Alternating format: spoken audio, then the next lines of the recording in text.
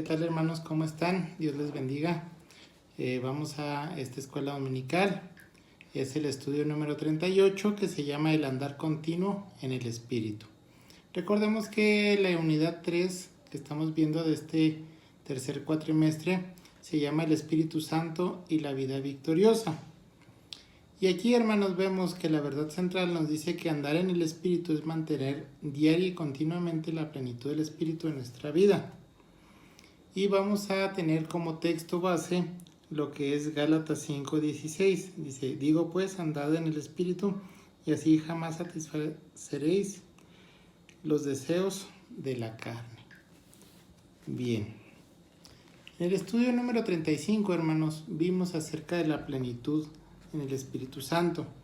Nos habla aquí, la lección nos dice que esto que menciona la Biblia acerca de la plenitud del Espíritu Santo 9 veces la menciona en el libro de Hechos, en la historia de la iglesia primitiva. Entonces, es el único mandato, hermanos, que nos habla la Biblia acerca del Espíritu Santo. Y dice que nos ordena, pues, sujetarnos. Bien. Vemos aquí, hermanos, en Efesios 5:18 nos dice, permitid ser llenos continuamente todos los días del Espíritu. Y Pablo exhorta en Gálatas 5:16 y 25, digo pues, andad en el Espíritu y así jamás satisfaceréis los deseos de la carne.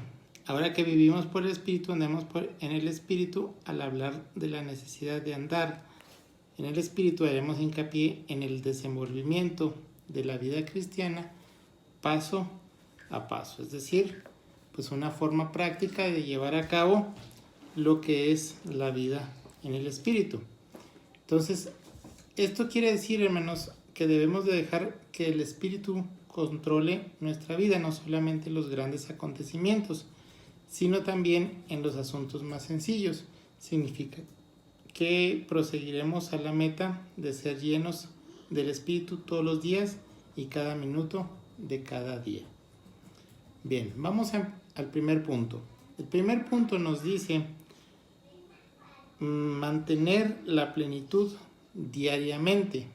Aquí no nos menciona un texto base en este punto, sin embargo nos da algunas cuestiones, 3 puntos importantes sobre lo que es estar en plenitud con el Espíritu Santo. El primero nos dice que al iniciar cada día hemos de pedir al Señor que haya en nosotros plenitud del Espíritu. Cada noche al acostarnos hemos de hacer un repaso de las actitudes y de nuestras acciones, dice, y así podremos determinar si nuestros deseos nos han dominado durante el día, impidiendo que el deseo de glorificar a Dios tuviera la prioridad absoluta. El segundo punto nos dice que todos los días, en forma consciente, debemos practicar la disciplina de sumisión. Debemos examinar las áreas de nuestra vida para determinar en cuáles no ha tenido Cristo el señorío. Y debemos pedir perdón cuando nosotros fallamos en esta situación y volver a rendirnos al control de Cristo. Y tercero dice, hemos de apropiarnos el perdón del Señor y la plenitud del Espíritu en aquellas áreas de nuestra vida en donde Él no nos ha llenado. La apropiación diaria constante es de gran importancia, dice, es el acto de aceptar como una realidad la plenitud del Espíritu prometida en la palabra de Dios, es la fe en acción. Si dependemos de nuestras emociones, esto es muy importante, dice que tendremos días buenos y días malos, pero si por la fe aceptamos como un hecho la plenitud prometida, dice que viviremos en confianza y en paz. Bien, hermanos, vamos a entrar a lo que es el segundo punto, o el segundo paso para vivir en esta plenitud. Dice, una práctica continua de oración y de estudio bíblico. Romanos 8:26, Efesios 6:17 y 18, Filipenses 2:16 y Colosenses 3:16. Cuando Pablo, hermanos, presenta la armadura de Dios necesaria para luchar contra Satanás, termina destacando la importancia de la palabra de Dios. Dice, toma también el casco de la salvación y la espada del Espíritu, que es la palabra de Dios, orando en todo tiempo en el Espíritu con toda oración y ruego, vigilando con toda perseverancia y ruego por todos los santos. Esto viene en Efesios 6, 17 y 18. Vemos aquí, hermanos, pues la importancia de que nosotros pues estemos leyendo la palabra de Dios. Nos dice aquí, el testimonio casi unánime de cristianos que experimentan la vida en el Espíritu es de la necesidad de un mínimo de 1 hora cada día de leer la palabra. Este tiempo no es un sacrificio, sino un gran privilegio, el de pasar tiempo en presencia del Rey y del universo, la fuente de paz, poder, amor a nuestras vidas. Recordamos que son los dos canales de comunicación. Por medio de la oración nosotros hablamos con Dios y por medio de la palabra, pues Dios nos habla a nosotros. Y nos hace una pregunta, ¿cuál es el tiempo o la hora más propicia para este periodo de oración y lectura bíblica? Dice, una vez más, esto depende de nuestro horario, también del reloj interior que gobierna nuestra rutina. Nos dice, como regla general, la primera hora del día es la más preferible. Hay más posibilidad de apartar esta hora sin que otras obligaciones pues interrumpan. Además, sintonizarnos así con el Espíritu Santo lo hace posible para que pasemos todo el día en su presencia. Y nos dice que el estudio de la palabra debe dar como resultado de que todo el día, en el momento de descanso mental, nuestra mente vuelva a algún pasaje que nos alimente. Dice, la palabra de Cristo habite abundantemente en vosotros. Esto lo encontramos en Colosenses 3, 16a. Entonces, aquí vemos, hermanos, pues, o nos hace el énfasis de que nosotros pues debemos de estar leyendo la palabra de Dios.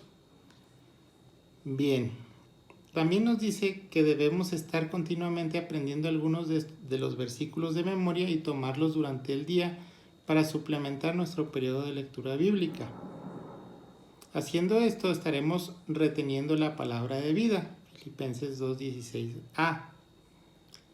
Nos dice que el Espíritu Santo también obra en la oración de varias formas. Debemos aprovecharnos cada día de cada uno de estos canales de bendición. En primer lugar, el Espíritu obra en nuestra conciencia para traer convicción de pecado y confesión. Segundo, nos inspira la fe en las promesas de la Biblia para pedir por las necesidades en nuestra propia Biblia. Y tercero, nos dice que el Espíritu colabora con nosotros en la intercesión con gemidos indecibles. Esto lo vemos en Romanos 8:26. Entonces, vemos aquí, hermanos, pues que el motor de nuestra vida pues tiene que ser la oración y el estudio de la palabra de Dios. Y el Señor nos ordena y nos dice, pero sed hacedores de la palabra y no solamente oidores, engañándonos a nosotros mismos. Santiago 1:22. El mismo estudio, hermanos, nos dice que un problema sutil en la búsqueda de la plenitud del Espíritu es el peligro de ocuparse en un examen interior y que no va más allá de teoría y sentimiento. Dice, uno decide que si se está lleno del Espíritu es porque así se siente. Dice, el remedio para este error es una rigurosa insistencia en que haya cambios palpables en la vida. Estos cambios son los que demuestran la realidad de la vida en el Espíritu. Y Jesús dice o afirma, si alguien quiere hacer su voluntad, conocerá si mi doctrina proviene de Dios. El que tiene mis mandamientos y los guarda, él es el que me ama. El que me ama será amado por mi Padre, y yo lo amaré y me manifestará a él. Juan 7:17a y Juan 14:21a.